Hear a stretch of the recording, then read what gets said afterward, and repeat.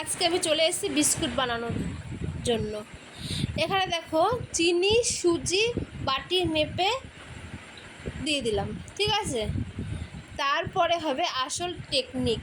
এবার আমি দেখো এটাকে ভালো করে গুঁড়ো করে নিলাম, চিনিটাকে সুজিটাকেও ভালো করে গুঁড়ো করে নিয়ে মিক্সিতে ঢেলে দিয়েছি। তারপর এখানে আমি দুখানা ডিম নিলাম, দুখানা ডিম নিয়ে এখানে আমি চিনিটাকে দিয়ে ভালো করে মিশিয়ে নেব। মিশিয়ে নেওয়ার পর দেখো সুজিটাকেও এর মধ্যে দিয়ে দিয়েছি, সুজিটাকেও এখানে মিশিয়ে নেব। তারপর এখানে 2 প্যাকেট দুধ দিয়ে এটাকেও ভালো করে মিশিয়ে নেব।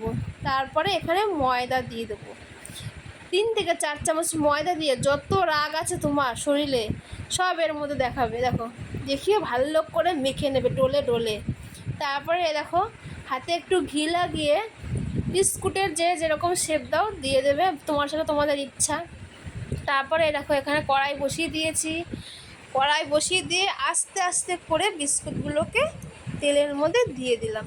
দিয়ে দেখো কি সুন্দর ভেসে উঠবে, একটু খুন্তিতে নাড়া দিলেই ভেসে উঠবে। তারপরে তো আমার বিস্কুট ভাজা রেডি। যদি তোমাদের ভিডিওটা ভালো লাগে লাইক কমেন্ট শেয়ার করবা, সাবস্ক্রাইব করতে ভুলবে না।